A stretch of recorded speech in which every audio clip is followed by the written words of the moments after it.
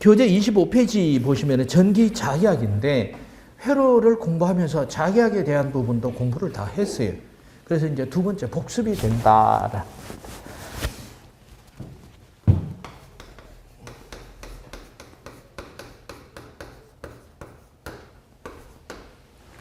자, 전기 자기학은 정전개원 자기. 예.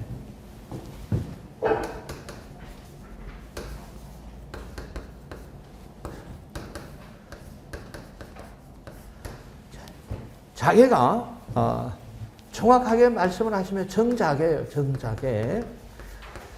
자, 그래서 우리가 기초를 공부를 하셨기 때문에 제일 중요한 것은 이 정전개와 자개가 어떻게 만들어지고 어떤 의미를 가지고 있느냐 하는 것을 아시는 거예요. 그러면은 그 기본은 다 한 거예요. 그래서 먼저 정전개를 만들어 봐라 라고 한다면은,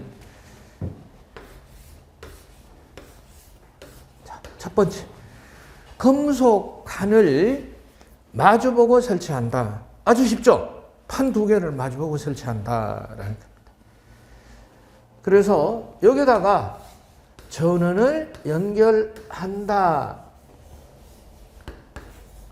전원을 연결하면 돼요. 전원을 연결해서 전류가 통하는지 통하지 않는지에서 전구를 달았습니다. 전류가 통하면 전구에 불이 올까요? 오지 않을까요? 불이 오겠죠. 전류가 통하지 않으면 불이 안 올 거다라는. 이렇게 평행한 금속판을 마주보고 설치를 하고 전원을 연결하니까 불이 오더라라는 거예요. 불이 왔다. 그럼 전류가 통했다는 얘기죠. 전류가 흘렀다라는 것을 알 수가 있습니다. 자, 어제 제가 말씀을 드렸듯이, 자, 플러스 전하가 따라서 가서 판이기 때문에 여기 쌓이더라.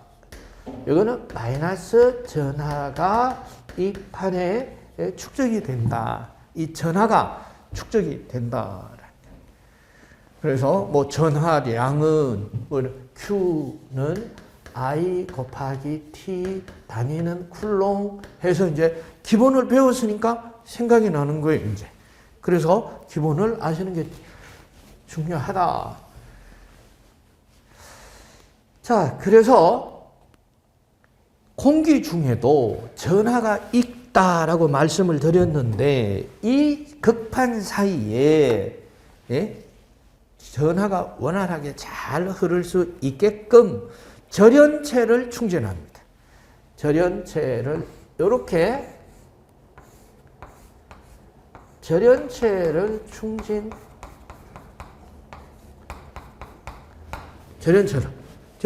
충전하는데, 이 절연체는 전기가 통하지 않는 거예요. 전기가 통하지 않는 물질을 절연체라고 하고, 전기가 통하는 물질을 도체라고 하죠.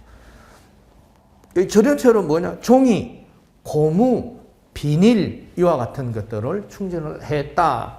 모든 물질은 원자핵과 전자를 갖고 있죠. 원자핵은 양성자가 있다. 즉 플러스 전하와 마이너스 전하가 존재한다라는 거예요. 자, 이와 같은 대전체 사이에, 그래서 대전체 구가 있어요. 플러스로 대전을 시켰습니다. 이 대전을 시키는 건 그럼 어떻게 시키느냐? 교재 25페이지에 보면은 그림이 그려져 있습니다. 이와 같이 마찰을 시키면은, 서로 다른 물질을 마찰을 시키면은, 예를 들어서 아크릴과 모피를 마찰을 시켰다. 그러면은, 자, 좌측으로 갈수록 플러스 전하가, 그리고 오른쪽으로 갈 때 마이너스 전하가 되는 거예요. 그럼 아크릴과 모피를 마찰을 시키면은 아크릴 쪽에는 플러스 전하가 모이고 모피 쪽에는 마이너스 전하가 모인다는 겁니다. 그렇게 해서 대전을 시켰다. 그래서 얘가 플러스 전하만 될 수 있게 하겠죠. 그래서 얘가 뭐냐? 그래서 구설이에요. 여기서 아크릴로.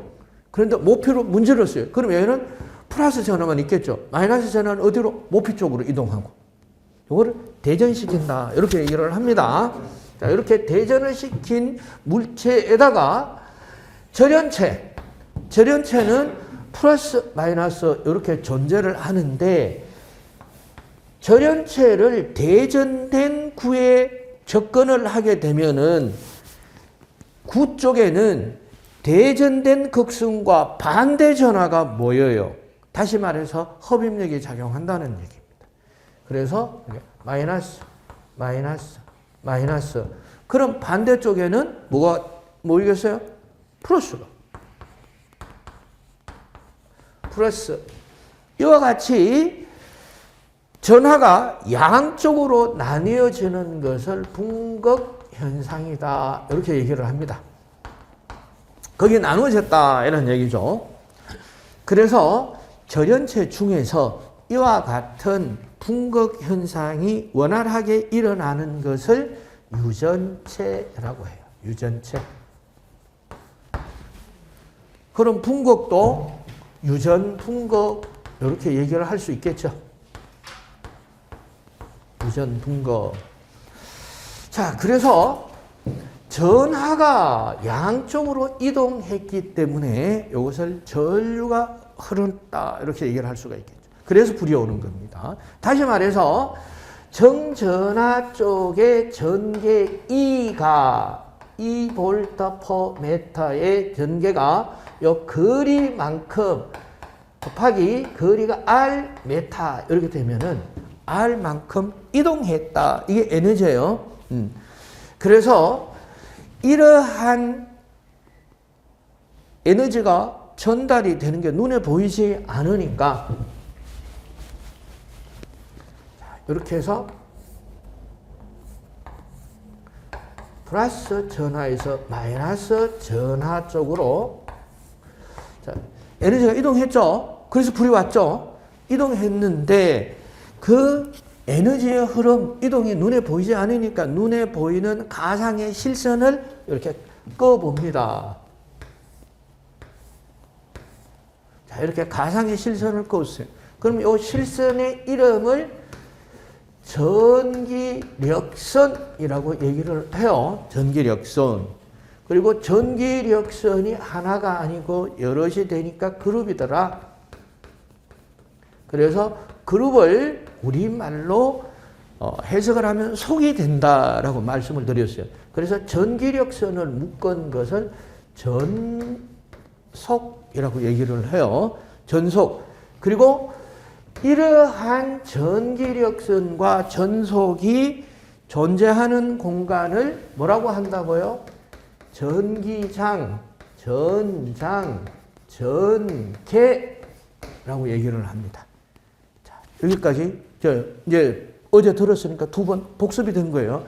전개해서 이와 같이 전류가 도선을 따라서 흐르는 것을 도전류 전하의 이동, 위치 변경에 의해서 전류가 흐르는 것을 변이 전류라고 하며 요 구간을 정전계라고 얘기를 합니다. 그럼 이쪽은 뭐예요? 도전계겠죠. 정전계. 실제로 선을 연결해서 전자가 흐르는 것이 아니죠. 그리고 정전계라고 얘기를 하고 우리 생활 속에서도 정전계가 존재를 하죠. 왜? 우리가 움직이면은 어때요? 섬유와 섬유가 마찰이 일어나죠. 마찰이 일어나면은 이와 같은 전하가 우리 몸에 축적이 돼요. 축적이 됐다가 건조한 계절에 금속을 어때요? 접촉하는 순간에 우리 몸에 축적된 전하가 방전을 해버리죠. 방전을 하면서 스파크가 일죠. 그래서 근육에 경련이 일어납니다. 경험하셨죠? 정전기 경험 한 번도 못 해보신 분 있어요? 없죠? 그래서 그렇다면은 몸에 있는 이 정전기의 전압은 몇 볼트일까요? 몇 볼트 정도 될 것 같아요? 이게 2만 볼트입니다. 2만 볼트. 엄청난 전압이죠. 그런데 사람이 왜 안 죽습니까? 220볼트 감전돼도 죽는다고 하는데, 예, 전류가 약해서. 전류가 약해서 그렇습니다. 그래서 우리가 전압이 몇 볼트냐 하는 것도 중요하지만은 실제로 우리 몸에 작용하는 건 전류예요. 그래서 전류에 따라서 근육이 경련되느냐, 요새 전격 감도 전류라고 합니다. 그런데 근육은 근육인데 어디에 근육이냐? 심장 근육이다. 그래서 심장 근육에 경련이 발생하면은 사람이 그때 살 수가 없겠죠. 요거를 심실세동전류라고 합니다. 그래서 심실세동전류가 수십 밀리암페어가 되면은 사람이 그 자리에서 적사합니다. 그래서 이어폰을 끼고 음악을 듣다가도 죽을 수 있어요. 그런 예들이 유튜브에 보면은 동영상으로 실려 있죠. 이어폰으로 음악 듣고 있다가 감전이 돼서 죽었다라는. 왜? 전류 수십 밀리암페어. 그런데 우리가 외장 배터리 그러면은 용량이 얼마예요? 전류로 나타내죠. 용량이 얼마예요?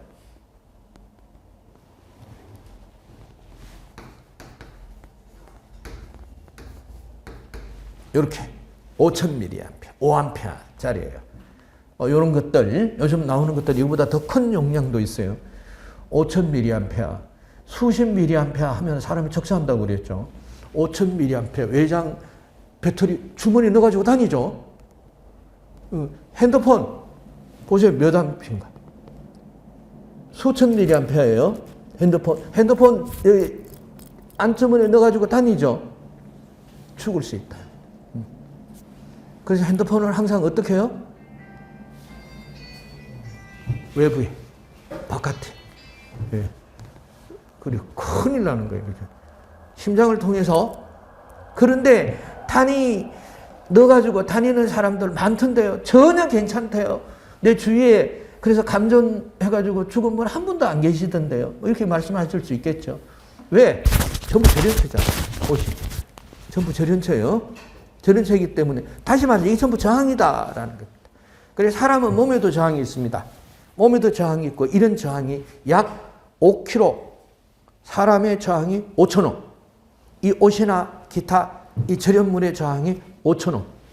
그러면 10,000옴의 저항이 있습니다. 그럼 안전할까요? 계산 한번 해볼까요? 자, 보겠습니다. 옴의 법칙을 배웠으니까 이제 면접 시험 가면 이거 얘기를 하라고 그러는 거죠. 그렇죠? 그러면은 옴의 법칙 I는 R분의 V인데요. 이러고는 가만히 앉아 있겠죠. 그러면은 미안합니다. 내년에 다시 봅시다. 이러겠죠. 자, 10,000분의 전압이 몇 볼트예요? 220볼트죠. 그런데 계산하기 좋게 200볼트 합시다. 얼마예요? 계산기 있으신 분 계산해 보세요. 요거. 자, 2개 빼고, 여기서, 그러면은 0.05. 그렇죠. 50mA. 수십 mA 하면 적사한다고 그랬죠. 어때요? 죽겠죠? 그래서 죽습니다. 그래서 사람이 220V 만지면은 50mA가 심장을 통해서 흐르면 죽어요. 그럼 어떻게 하면 안 죽을까요?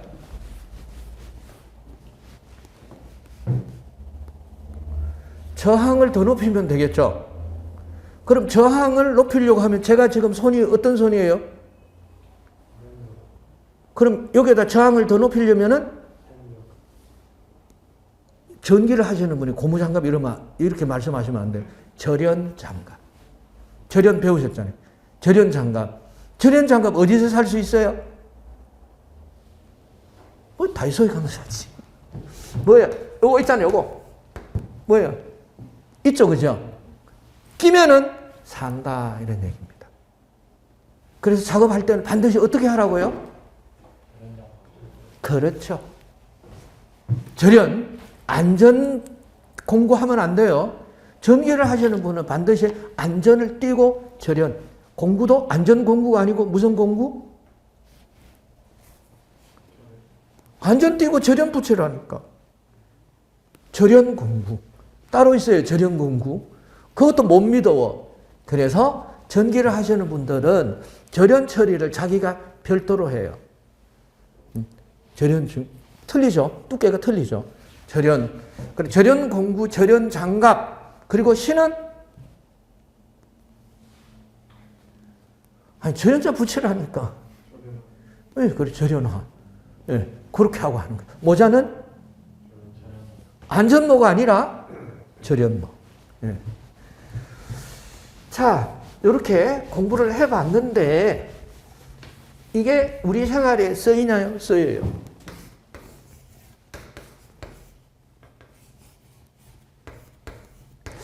그림을 오늘 그림이 잘 안 되네. 예. 이게 뭐예요?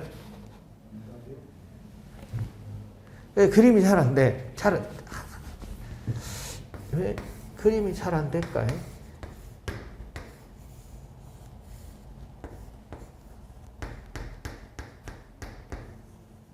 이거는 뭘 것 같아요?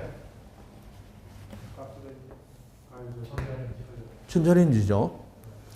전자레인지 안에 통닭을 넣고 전자레인지를 돌리면 통닭이 어떻게 돼요? 요리가 되죠.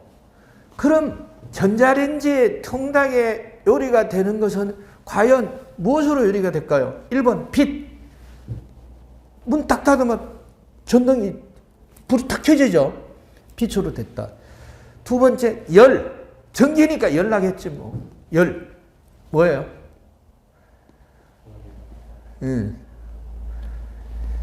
자, 보겠습니다. 이 전자레인지는 위에 이런 금속판이 하나 있어요. 예, 제가 비유를 하는 거예요, 비유를. 밑에 금속판이 하나 있습니다. 요게 전원이 연결이 돼 있어요. 전원이 연결이 돼 있으면 여기 플러스 전화가 쌓이고 이쪽에 마이너스 전화가 이렇게 되겠죠. 여기 통닭이 들어가요. 통닭 안에도 뭐가 있다고요? 모든 물질은 원자핵과 전자가 있어요. 그럼 플러스 전화와 부전화, 마이너스 전화가 있죠. 그래서 플러스 마이너스가 이렇게 있더라. 그럼 여기 대전돼 있잖아. 그럼 마이너스 전화는 플러스 쪽으로, 플러스 전화는 마이너스 쪽으로 분거 현상이 일어난다고 그랬죠. 여기까지는 이해가 되죠. 그런데 이 전원이 무슨 전원이에요, 이게? 교류 전원. 바뀐다라는 거죠. 그럼 얘가 이제 마이너스, 얘가 플러스로 되면은 얘가 분극이 됐다가 빨리 또 해체 모여해야 되잖아요. 그렇게. 그럼 또 다시 플러스가 돼요. 그래서 또 마이너스가 된다. 그럼 1초에 이걸 몇 번 한다는 얘기일까요?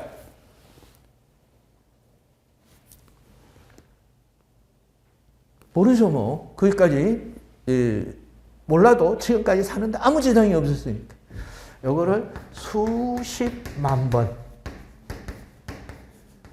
1초에 수십만 번을 왔다 갔다 해체 모의를 해야 되는데, 그러다가 보면은 플러스 전화와 마이너스 전화가 충돌이 일어날까요? 일어나지 않을까요? 그럼 플러스 전화와 마이너스 전화가 부딪히면 뭐가 생긴다고요? 예, 열이 생겨요. 열. 그래서 전자레인지의 요리는 안에서 요리가 돼요. 속에서, 내부에서. 이게 뭐 바로 뭡니까? 정전기. 아시죠? 그래서 우리가 전기를 배우는 거는 전기 배워서 좋았다가 아니라, 그래서 하늘을 보고 웃으라는 얘기가 아니고 이런 거 만들어서 돈 벌어라 이런 얘기입니다. 그래서 전자레인지가 없는 집이 없죠. 적어도 한 대가 아니라 뭐 저희 집 같은 경우에도 2대요. 일반 전자레인지가 있고 요즘 통합형 레인지가 있죠. 뭐 그릴을 하고 뭐 오븐하고 다 붙었는 거. 여기 이제 큰 거 하나 있고 이렇단 말이에요. 그럼 그 수요가 얼마가 되냐? 대박 나는 거죠. 그래서 정전기 이론을 정리를 하신 분이 요거 만들어서 팔릴 거라고는 생각도 못 했겠죠. 이거 만들어서 파는 사람은 딴 사람. 그래요. 예. 자, 제가 여기까지 말씀을 드리면서 사실은 정전기를 다 말씀을 드렸어요. 이게 다예요. 이제.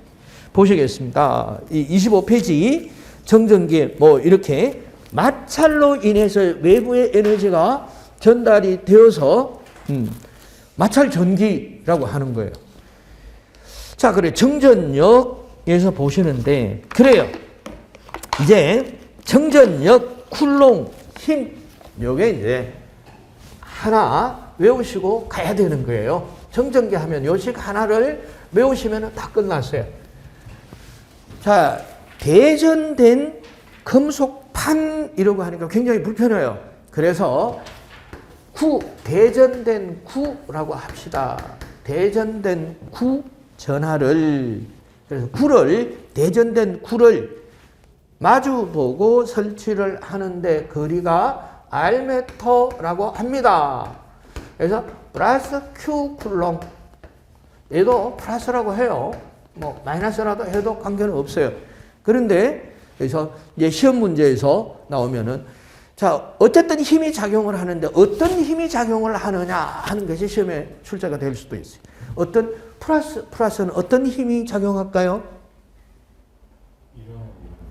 그것을 이제 반발력 이렇게 얘기를 하시면 돼요. 만약에 전하가 플러스가 아니라 마이너스다라고 한다면은 어떤 힘이 작용할까요? 흡입력. 그래. 이게 전기예요. 밀어내기나 당기는 게 전기예요. 이 힘을 이용하는 거죠. 자, 어쨌든 관계는 없어요. 힘이 작용한다는 거예요. 그럼 그 힘이니까 폴스. 그래서 힘을 F로 나타냅니다.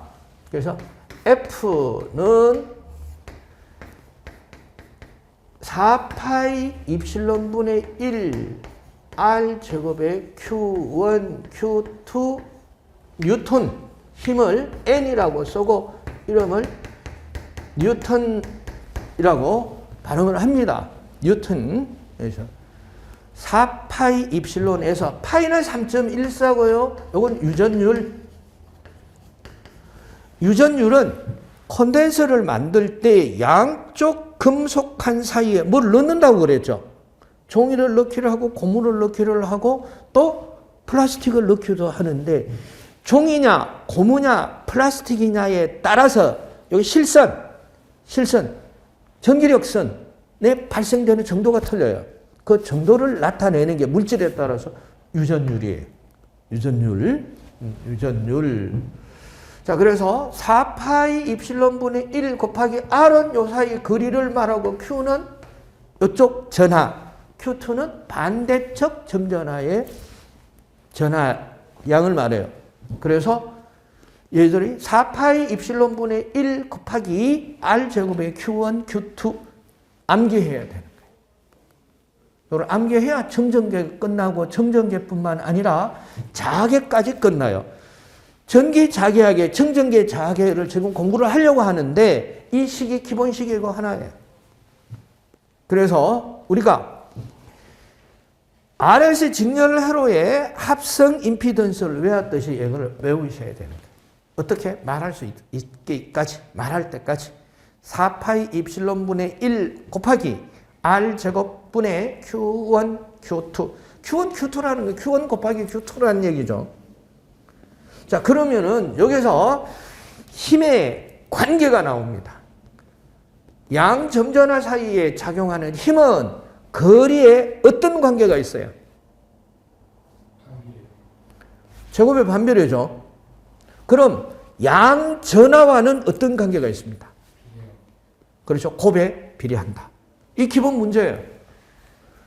양 점전화 사이에 정전계에서 양 점전화 사이에서 작용하는 힘은 거리의 제곱에 반비례하고 양 전하의 곱에 비례하더라라는 것을 알 수가 있었고, 만약에 이 유해 점전하가 있는 이 환경이 진공이거나 공기 중이라고 한다면은 이 입실론이 입실론 제곱 곱하기 비유전율인데 비유전율이 1이어서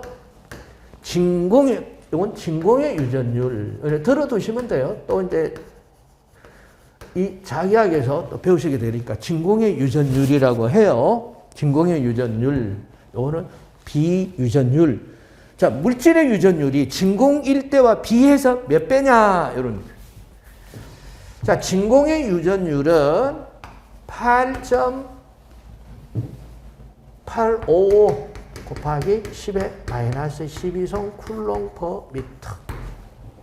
8.85 곱하기 이제 이런 식들은 제시해 줄 때도 있고 제시하지 않을 때도 있어요. 그래서 이런 기억을 하셔야 되는 수치예요. 8.85 곱하기 10의 마이너스 12성. 그래서 4 곱하기 3.14 곱하기 8.85 곱하기 10의 마이너스 12성분의 1은 9 곱하기 10의 9성. 그래서 9 곱하기 10의 9성을 이제 외우시게 될 거예요. 오늘 외우라는 얘기가 아니라 앞으로 외우시게 됩니다. 9 곱하기 10의 9성에 R제곱의 Q1, Q2 뉴턴이라고 합니다. 요거를 관계식, 얘를 계산식이라고 얘기를 해요. 반드시 요거를 외우셔야 돼요. 요거를 외워야 뭐를? 정전계와 자계를 공부하실 수 있어요. 그래서 오늘 배우는 거는 사실은 요식 하나 배우는 거예요. 요식 하나 배우면 오늘 끝났어요. 그러면은 이 자계학이 끝이 나요. 정전계와 자계가 끝이 난다. 자, 어쨌든 이게 외웠다고 봅니다. 뭐 외우기도 쉽죠. 뭐 9가 두 번 있으니까 9 이렇게 9 곱하기 10의 9성 곱하기 R제곱의 Q1, Q2 해서 이것을 양점전화 사이에 작용을 하는 쿨롱의 힘이라고 해요. 쿨롱의 힘. 힘이니까 한문으로 나타나는 쿨롱역 이렇게 되죠. 쿨롱역 해서 앞으로 쿨롱 점전화 사이에 작용하는 쿨롱역 하면은 9 곱하기 10의 9성 곱하기 R제곱의 Q1, Q2 이렇게 얘기를 하시면은 공부하시는 게 무난해요. 전기가 어렵지 않다라고 말씀하실 수 있어요. 자, 그렇다면은 이 식에서 왜 이 식이 중요하냐 하는 것을 보도록 하겠습니다. 이 식에서 전개에서 전개는 또요. 여기는 전기장의 세기를 나타내는 건데 이게 무슨 얘기인지 몰라. 그래서 이 전개란 자, 양점전화가 있음으로써 요 사이가 뭐가 된다고요? 정전계가 되는 거예요. 정전계. 사실은 얘가 양극판하고 똑같다 그랬죠. 극판을 하면은 여기 정전화가 유도가 되고 여기는 부전화가 유도이 돼서 그 사이가 정전계듯이 그렇게 해서 대전을 시켜놓은 구예요. 구 사이에. 자, 그래서 이 정전계 속에 얘는 대전된 구를 이렇게 마주보고 설치를 해서 정전계를 만든 힘이고 얘는 이 환경에 이렇게 정전계를 만들어 둔 사이에 임의의 전화 하나가 들어와요. 들어오면은 얘가 얘 양구로 인해서 힘을 받겠죠. 요걸 말하는 거예요. 그래서 쿨롱역은 두 점전화 사이에 작용하는 힘이고 전개는 그 정전계에서 들어온 전화 한 개에 작용하는 힘. 그렇다는 얘기는 뭐예요? 얘는 두 개니까 쿨롱 힘에서 전화를 하나 떼내면 전개다. 아주 쉽겠죠? 전화 한 개가 받는 힘이고 얘는 두 개가 작용하는 힘이고 그래서 전개란 쿨롱역을 전하로 나누면은 전개가 된다. 그럼 어떻게 되나요?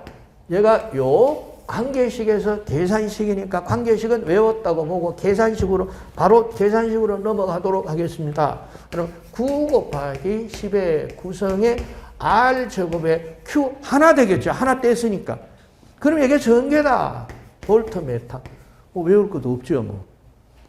힘을 외워놨잖아요. 그래서 Q 하나 빼면은 전개가 되더라.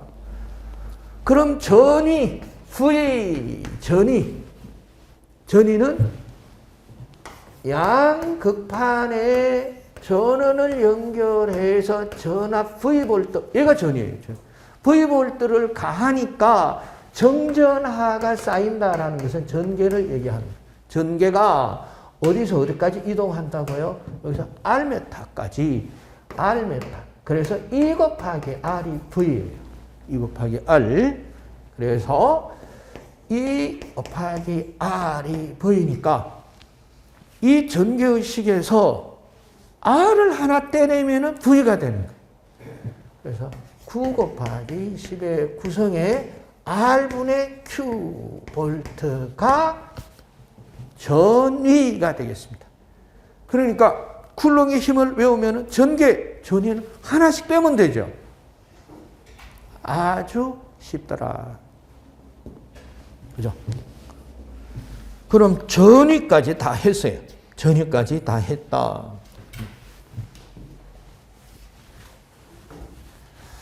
자, 너무 많이 하면 안 되니까 그래서 여기까지만 하도록 하겠습니다. 그래서 쿨롱력, 전개, 전위. 그래서 에너지, 축적이 되는 에너지는 뺐습니다. 에너지는 빼고 한꺼번에 많이 하면은 뭐야? 기본이 흐려져, 기본이. 이게 가장 큰 프레임입니다. 여기서 이제 더 할 거는 요 정전기에 축적된 에너지가 어떻게 되느냐 하는 거는 본 과정에서 다루기로 하겠습니다. 그래서 여기까지 3개는 반드시 아셔야 되고, 자, 26페이지 보시면은 정전 용량과 콘덴서 접속 있어요. 정전 용량과 콘덴서 접속이 있는데 여기서 정전 용량이란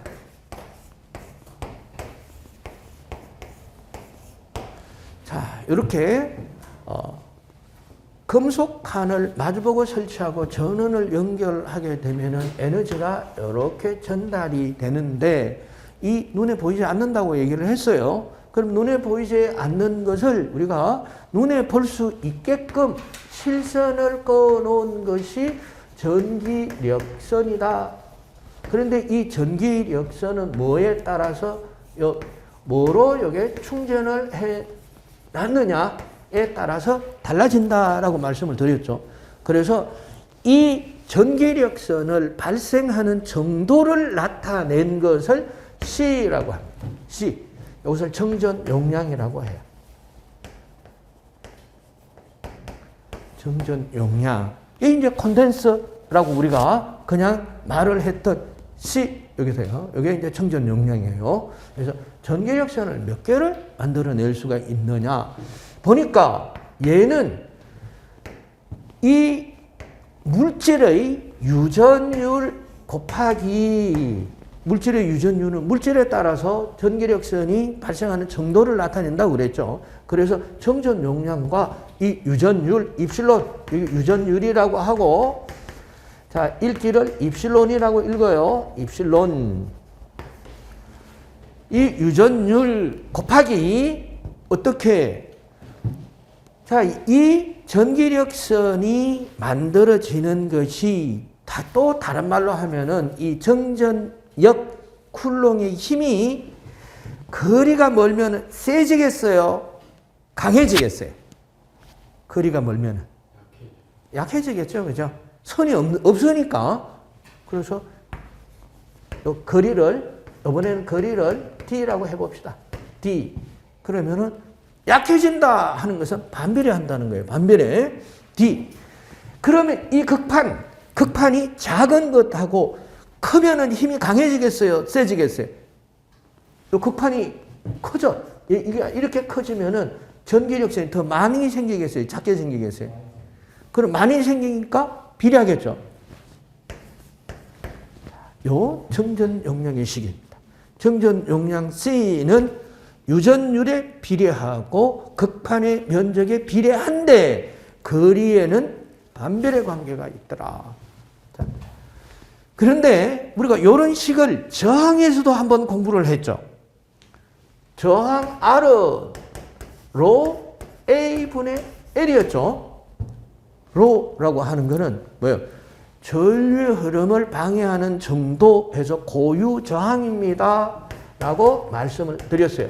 이 고유 저항은 도선을 만드는데 이 도선의 재질, 동으로 만드냐, 나무로 만드냐, 알루미늄으로 만드냐에 따라서 달라진다고 그랬죠. 그래, 가만히 보니까 요 앞에 있는 것들은 주로 재질이거나 요게 충진하는 이 매질의 종류에 따라서 결정이 되는 이런 변수들이죠. 이런 것들이 여기에 들어간다라는 것이고. 자, 요거는 단면이에요. 전선의 단면, 요거는 전선의 길이 L. 여기서도 뭐 D나 L이나 거리라는 길이라는 점에는 똑같아요. 그래서 얘를 똑같이 하기 위해서 L이라고 봤다면은 어쨌든 R과 C는 어떤 관계가 있어요? A와 L의 자리가 바뀌어 있죠. 바뀌어 있다는 것을 여기서 보셔야 돼요. 그래서 바뀌어 있기 때문에 얘 성질과 얘 성질이 같겠어요? 다르겠어요? 다르죠. 반대가 되는 거예요. 왜? 이것도 반대가 됐잖아요. 그래서